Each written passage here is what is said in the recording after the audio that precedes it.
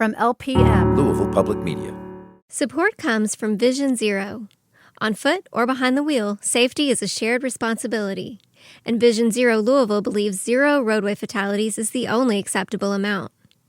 Their mission is to create safe roads by design, engineering solutions, and education.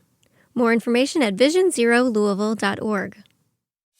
If you love to travel, Capital One has a rewards credit card that's perfect for you. With the Capital One Venture X card, you earn unlimited double miles on everything you buy.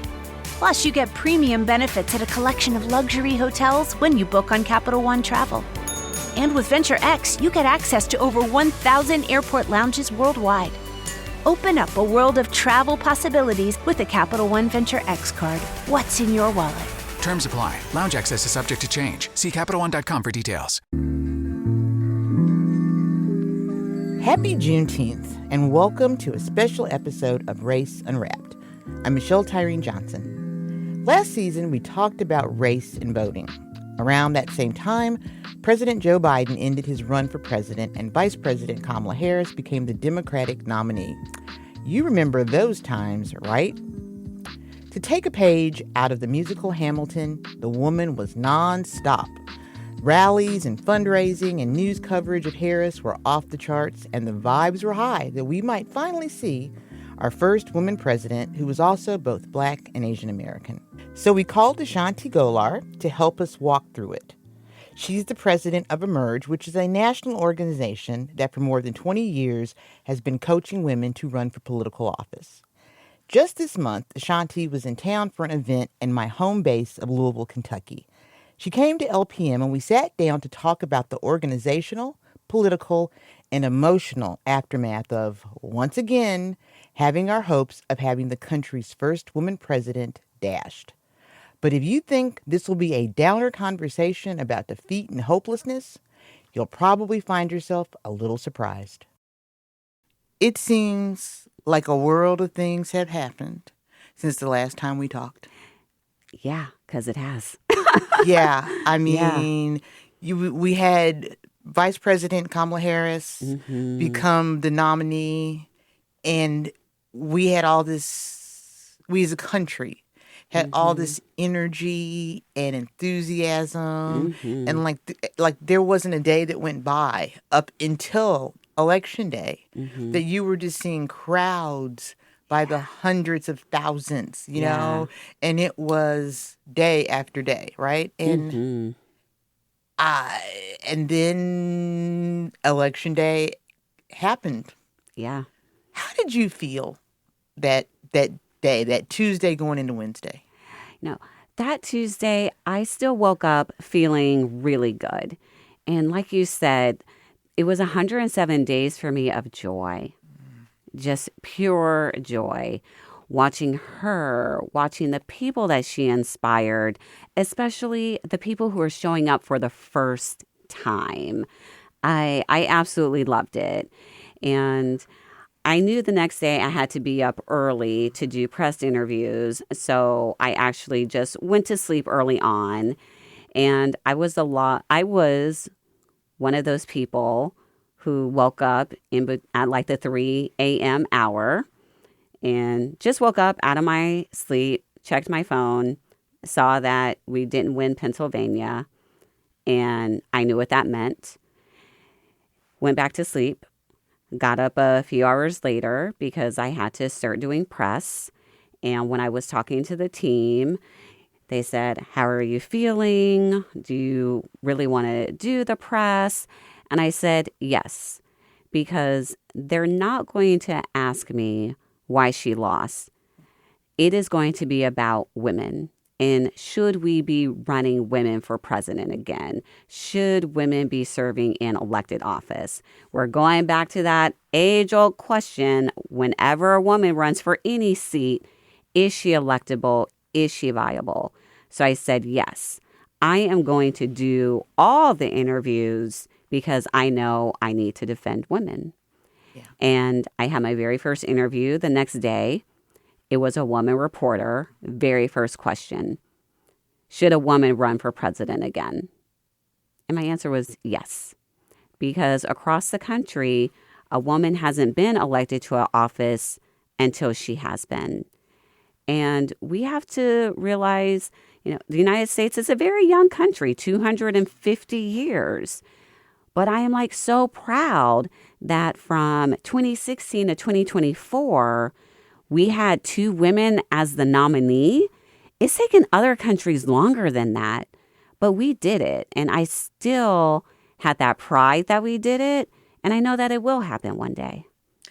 And you're young. So I'm 44. I mean, that's for me in my age, that's young, I mean, you got, 16 years on me on the other end. And so, in 16 years is 4 elections. Yeah. Right? Yeah. Because I think, one of the first things I thought about this was my mother. I'm not going to tell her age, but let's just say that I'm 60 and she wasn't a child when she had me. So, and one of the things I thought is she's not going to see a woman president in her lifetime, Yeah. And that, I don't know, that got me more than anything for some reason. Yeah. So many of our amazing elders, they did say that. And I feel for them that they won't get that joy. But they also did get to see Hillary. They still got to see Kamala. And when we go down to the state and local level, there's still a lot of women they got to see that they never thought that they would, from a governor to a mayor. Heck, I love the fact that we all got to see our first Black woman Supreme Court justice. That's a win for all of us. So we still have to remember there were good victories. Every year there are good victories for Black women. And last year, did we get the big win that we wanted? No. But I got to see our Black women at Emerge have our highest win rate in the network at 70%. Wow. They performed the best out of all of our alums. So Black women did win. And it's so important for me to say that over and over again, because people did vote for us and show up for us. Right. And yes, if you look at the end result, which, is binary, right? Somebody had to win. Yeah. Who won, right? Yeah. But you're right. Millions voted for a Black woman. Mm-hmm. And I would love to talk to the people who that was literally the first Black woman they've ever voted for in anything. I mean, I wish I could find those people, right? Yeah. Because it reminds me of something, years ago when I got into a conversation with somebody, and it was when Obama won the first time, and they were going on about how we're transracial when it comes to voting because of all the white people who voted for Obama. And I'm and I said this over and over again, but it's always been transracial because we Black people and brown people have had to vote for a white candidate. What, that don't count? Exactly. Yeah. Yeah. So, so there's that other aspect, which is just this whole other thing. Mm-hmm. So, one of the things that I wanted to ask you, because you've been just so much on my mind. So when it turns out that you were going to be in Louisville, I was just excited.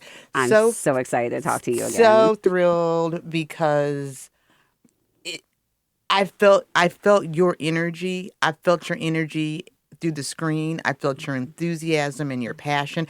And even still, with the outcome, I'm still feeling it. I'm still seeing it. Because one of my first things I was going to ask you is, how does Emerge handle juggling the hope with the despair after this November 2024 outcome? Yeah. You're not the first one to ask me that, how I stay so hopeful. And I'm real honest, if I ever lose hope doing this job, then frankly, I just need to resign and take my ass home. Well, that's exactly how I feel. Yeah. And every day I get to wake up, do this work, and see women who step up and want to make change in their community. Some know they're going to win. Some may know, okay, no one has run against this person in 10 years, 20 years, 30 years. I'm probably going to lose, but I'm still going to do it. And with so much of what we saw post-election, with the negative narrative around Black women running, oh my goodness, it was just horrible. I also realized that, and I say this to our alums, like that is part of the plan, to make us feel despair, to make us feel hopeless, to make us just so distraught that women don't run, that we don't vote for women. And when that happens, who benefits? The people who want to keep the system the same. Because every time a woman of color, an LGBTQ woman shows up, puts her name on the ballot, runs, wins or loses, we're disrupting the system that was not built for us. And I think we are just seeing the real, just last big grab to hold on to the foundations of this country and to try to prevent us from becoming the country that I know we can be. And y'all don't get me wrong, like it is hard right now, but I know they want me and the Emerge team to just be like, well, can't do it, can't get women elected. And that is just not the case at all.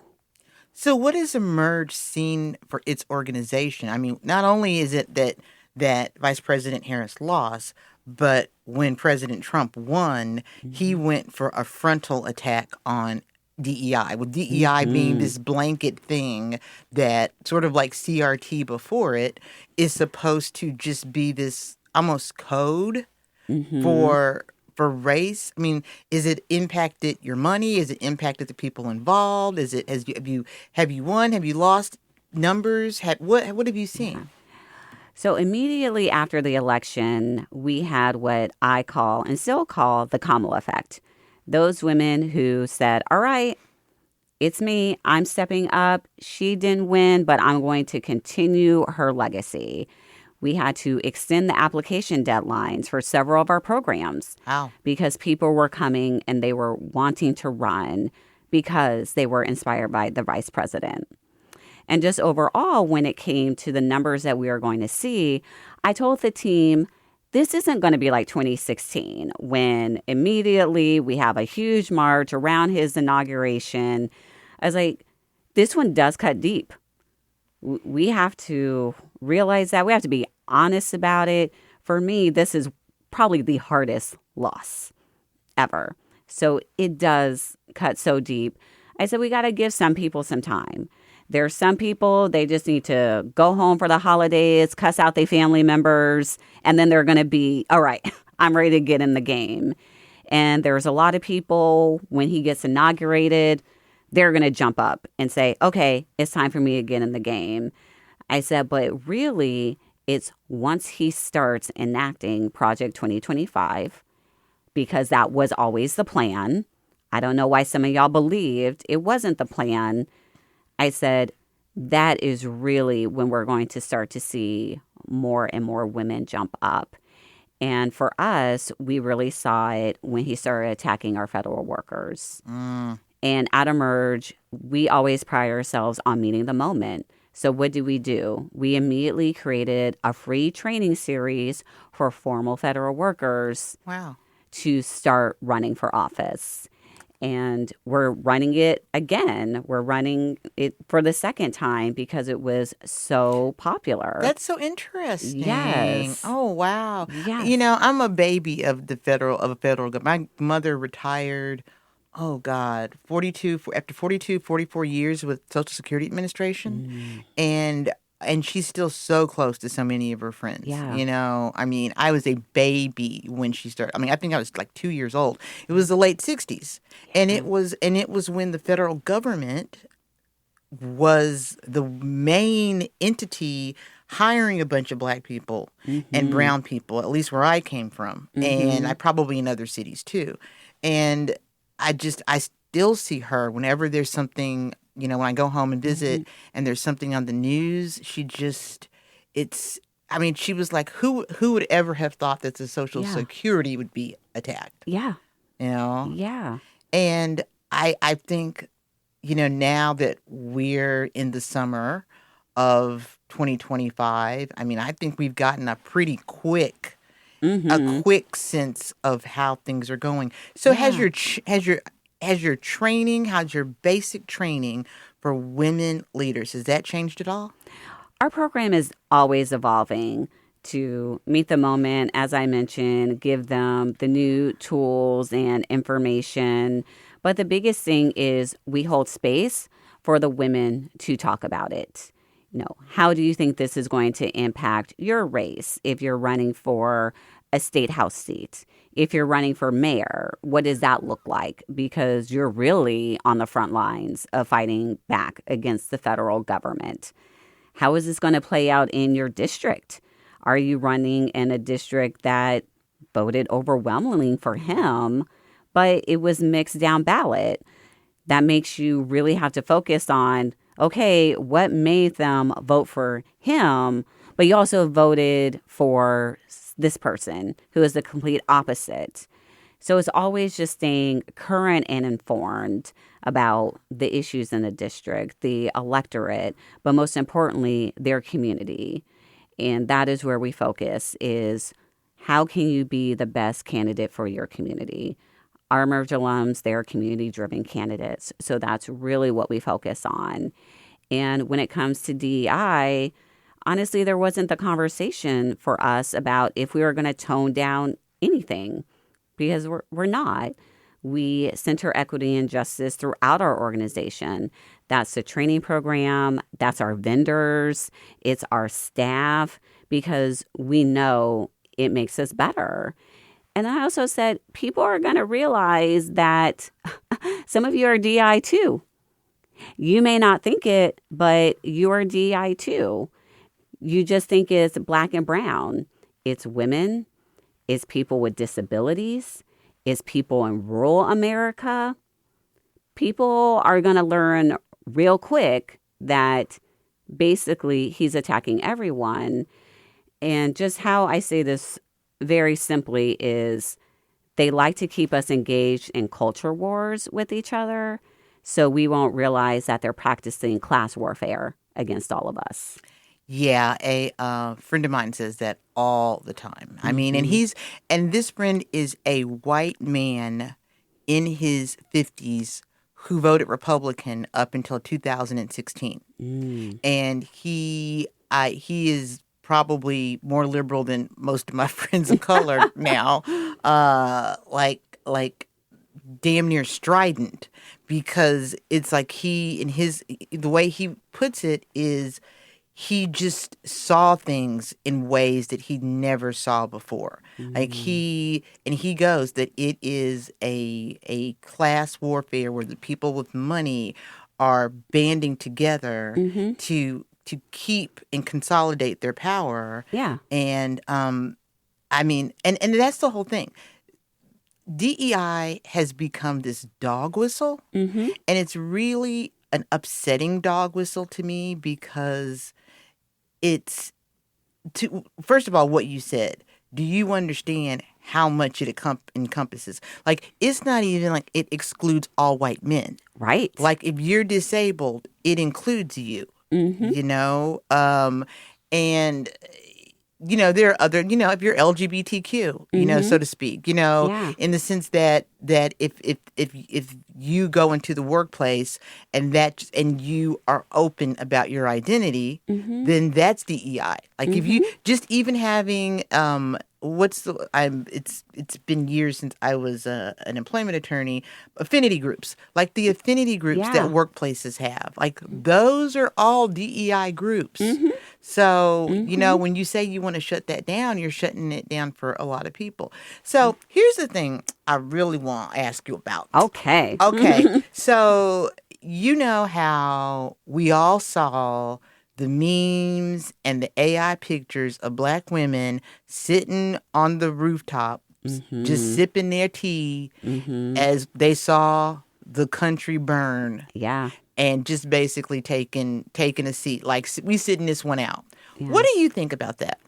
When I saw that, what I immediately thought was, as Black people, as Black women, we're going back to community. That is how I interpreted it. Because reality is, we know we can't clock out. And y'all, like, it is what it is. Because we have to take care of other Black people. That is who we are, especially as Black women. So I saw us really getting back to our community, because at that particular local level, that is where people are going to be hurting the most. And what can we do here? It's why I'm here for the State of the People Power Tour. It's an idea that came out of a group chat, and it was, how do we take all this information to the Black community? How do we gather in community? How do we strategize in community? So, and it was organized mainly by Black women. Angela Rye, my good sister, she's the brainchild. So Black women, we still are showing up. And so that's what I saw. And honestly, at the federal level, like we see it, let's go back to, the federal workers who lost their job, and you see them on social media upset. You see their parents on social media. There was the husband who was super upset that his wife lost her job, and the exact quote was, "She's not DEI. How did this happen?" For me, that's that meme. We're sitting back and, well, yeah, because you were fine with him hurting everyone else, but now it's hurting you.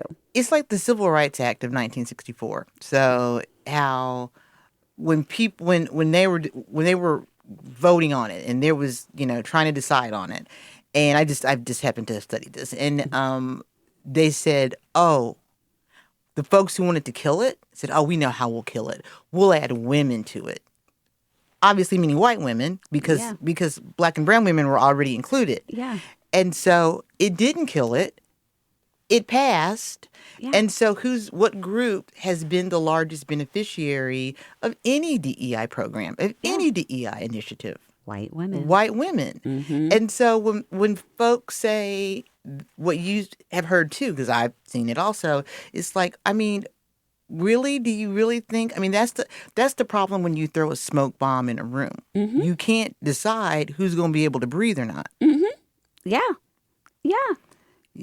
And that's and that's such an interesting point you made about it going back to community, because that's the other thing. I mean, I've seen people like on Twitter, I don't call it X, that on Twitter on Twitter who have said things like, well, Black women don't need to be sitting down. Black people need to be Black women. Black women don't need to be sitting down. Black women need, and every time I see that, I'm like, Black women have voted at the largest percentage for Democrats at the top of the ticket. Yeah.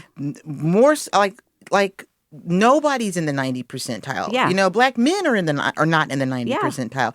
I'm like, everyone else needs to catch up. Yeah. So you worried about Black women are supposed to convince the 7% or so who didn't vote, when some of y'all got 54%, 40%, 30% in your respective communities that didn't vote. I mean, that's the part that gets me. It always feels like Black women are blamed and Black women are burdened. Mm-hmm. And, part of that meme was also, we're not going to take the blame for this. We know we're not to be blamed. But also as Black women, we can rest and still do strategic organizing. After the election, so many of my friends are like, oh, Ashanti, we hope you can get some rest. I hope you're resting. And I was like, I am, but I'm plotting while I'm sitting here catching up on my YouTube, And I think that is a lot of what is going on. We're doing things in community. We're still resting. But believe us, we can multitask. We can also rest and plot at the same time. And there's a lot of that happening. It's funny that you should say that about multitasking, because that's the other difference I feel between that Black women have always. I kind of explored it a little bit in the season of Race Unwrapped on democracy. Is that to me, Black women more than anybody have always multitasked, emotionally multitasked. In that, like people love to say when folks are like in protest mode, are angry, you need to calm down, you need to da-da-da-da, you need to be, and it's like you do realize that Black women can burn it down and build it up at the same time. Yeah. That's just been my observation. Yeah. And I'm going to keep it really, really real. A part of this is we're just really good at this. Well, and that's why I love podcasts. Say it. Say it. Let's be honest. That's a part of it. Yes, we are constantly disrespected, not appreciated. We don't get the recognition, but people know we are really, really good at this shit. Yeah. That's why immediately everyone's turning to us. They're like, where's the Black women? What's going on? There's the other communities that unfortunately voted for a lot of the things that are happening to their communities. And they're like, well, Black people, come help us. And we're like, no, y'all was all about the revenge tour and Puppy Trump. And you literally said you didn't need us.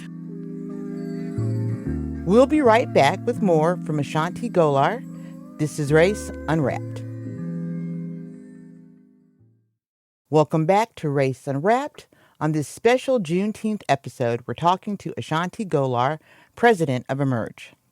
When you look at the protests that are happening now, like on Monday night, Rachel Maddow loves to go to various, show clips from various cities of all these protests and demonstrations happening. And it's just really interesting to see how many white people, how it is predominantly white people at protest and demonstration after demonstration. Yeah. And I almost feel like that's probably the thing that most gets to some folks, but white people are supposed to take the side of this person versus that person, as if how things affect you is by race. Like if I don't have a job, I don't have a job, period. If my health care is cut off, my health care is cut off. Yeah. If it's more expensive to buy bread, eggs, a house, a car, whatever, you fill in the blank. I mean, that if ever there's an equal opportunity problem, it's that.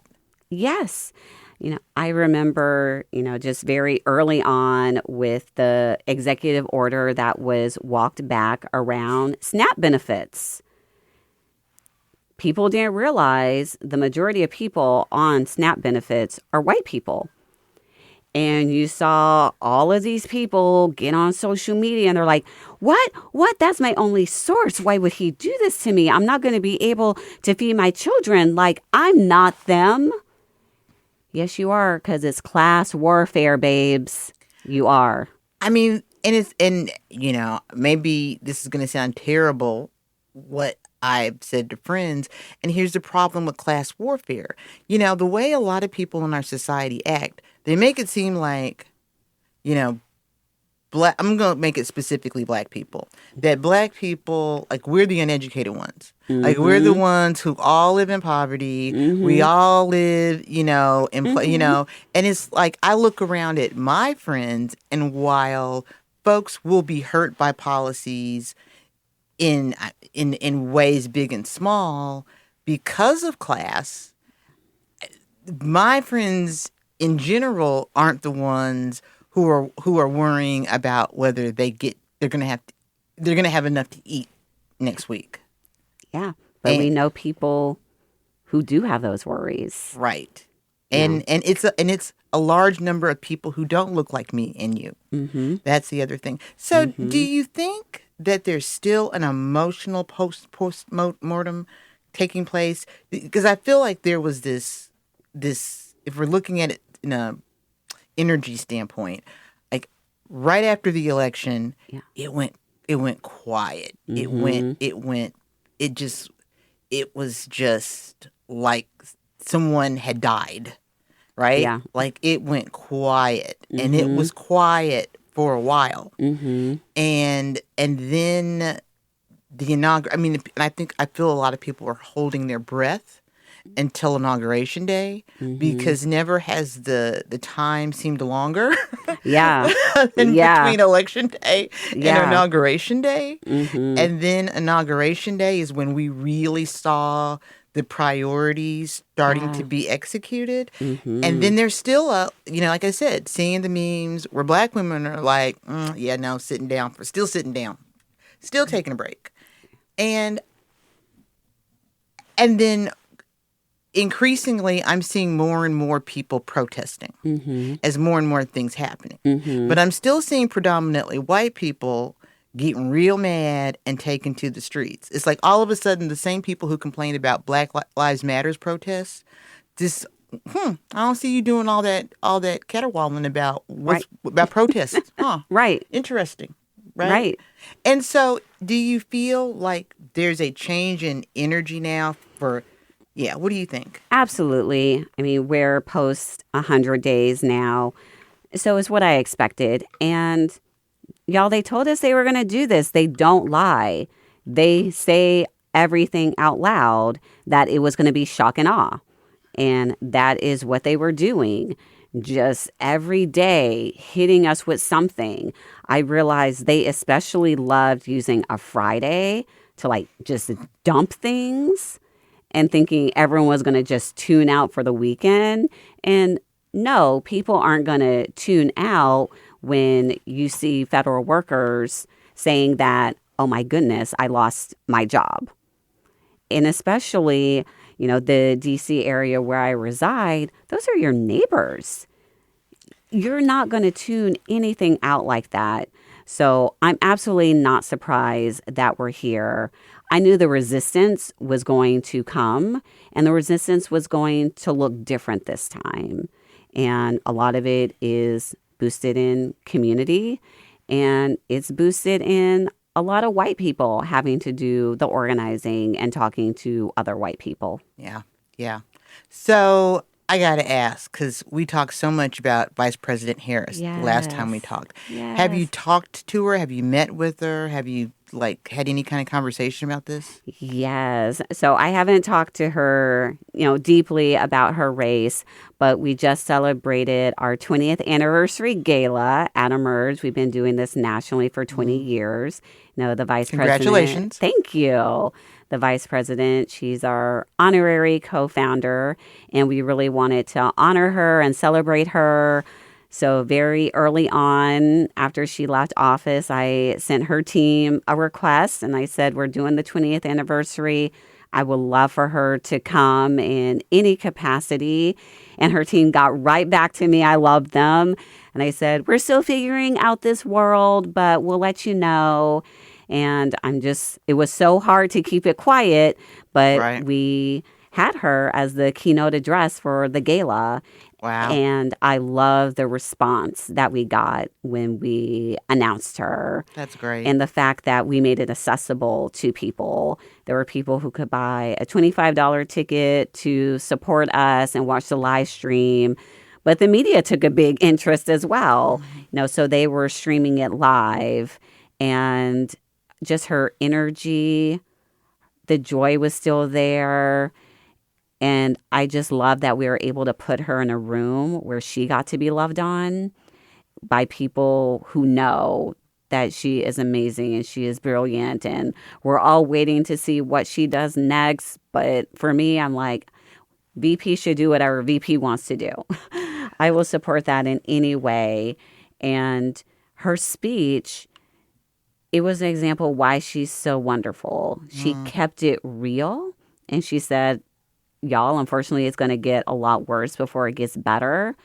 But it was still hopeful, and it encouraged people to fight.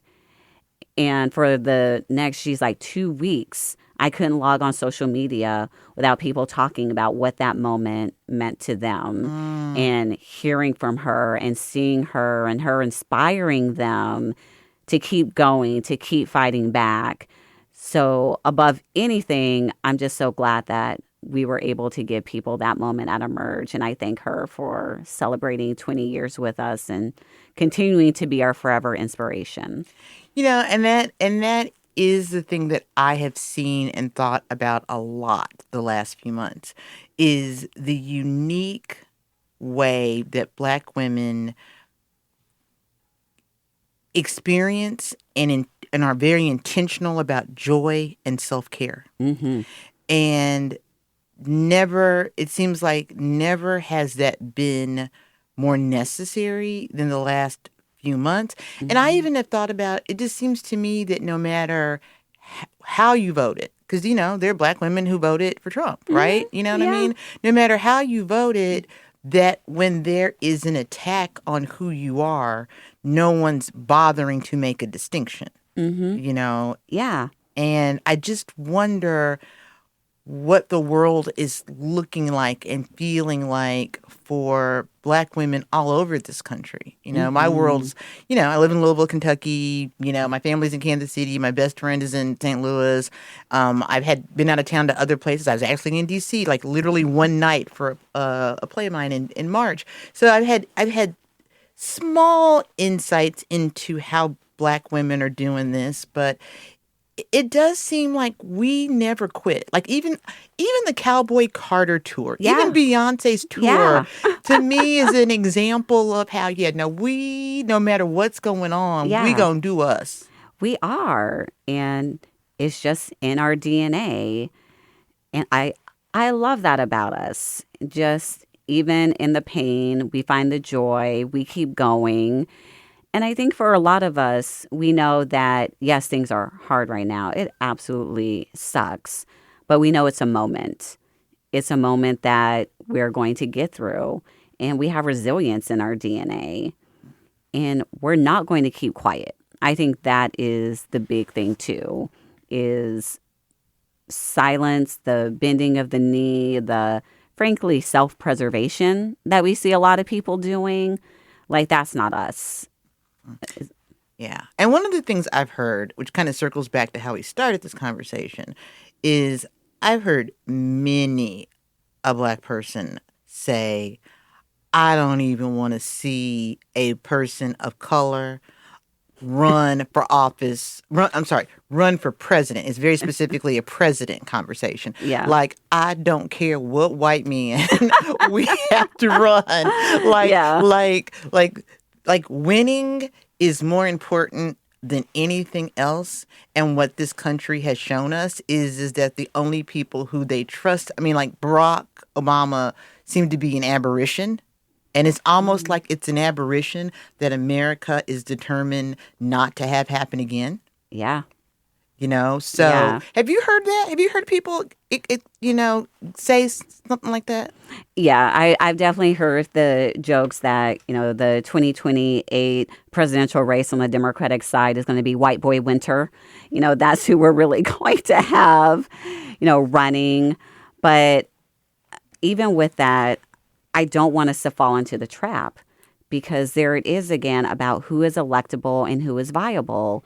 Like going back to, President Obama, like it happened. Everyone, we have to be honest, it was like an absolute joke when he ran. It was like, oh, ha, ha, ha. But it was the white people in Iowa who said, oh, yeah. Right. We like this guy. So we have such a great bench of Black elected officials, of women elected officials.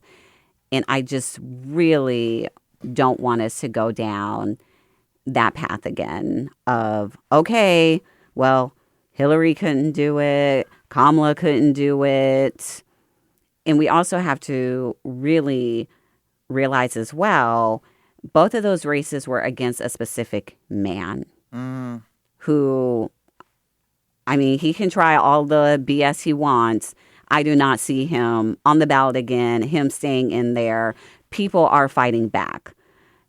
So that has to be kept in mind when we're saying those things. This, like with him, this is something we've never seen before. Yeah. But he called it. He said he could shoot someone in the middle of the street. People would still vote for him. And that is the truth. Like, there's a criminal in the White House doing criminal things. That is the reality. So we have to keep that in mind. And especially if you're a Black or brown person saying that, people are going to use that as validation, saying, okay, even Black and brown people don't trust Black and brown leaders. And that's not just harmful at the presidential level. Yeah. That seeps down to the state and local level. So we have to be really careful about our words. Right. No, and I mean, words are power. Yeah. Words are energy. Words make a difference. We both know that. So one question I have is, do you think, because again, what is it, 120-something days? Yeah. Do you think democracy can hold up? I think it will. So they say you only need 3% of the population to actually be involved, be informed, and fighting back to keep the fall of democracy. I just heard that literally for the first time, not even a week ago. So it's interesting you saying it now. Yeah. And I absolutely believe it. I mean, my favorite class in college, I'm a poli-sci major, was democratization. And seeing the rise of them, the fall of them, and the common denominator was always the people and how the people engaged, how the people fought back. Even now, it's him and his oligarch billionaires versus everyone else. All the things they're trying to do to even suppress our information.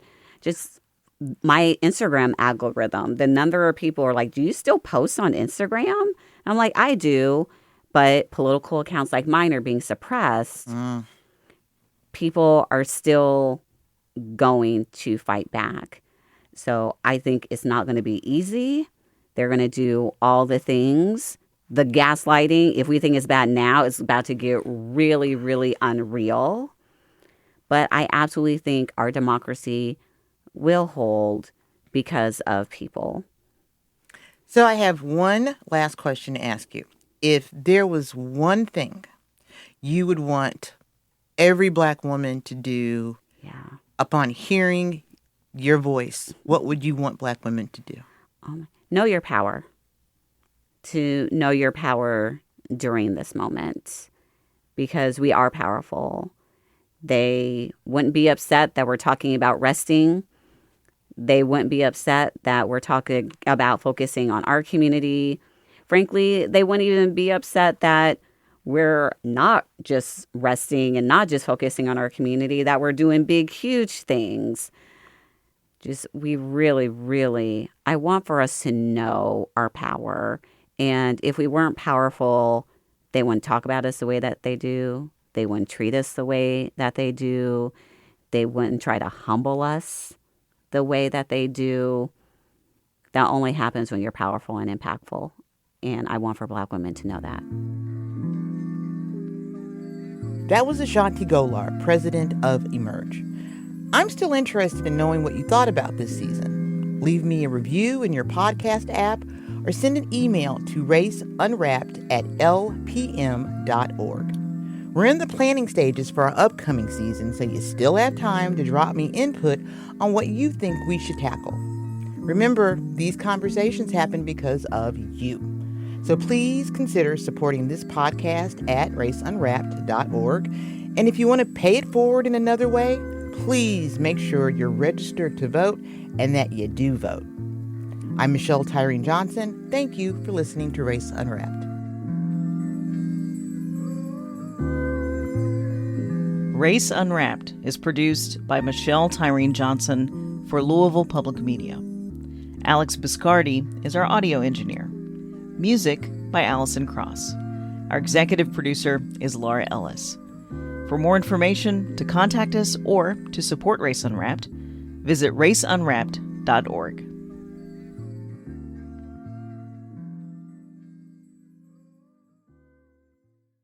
Support comes from Vision Zero.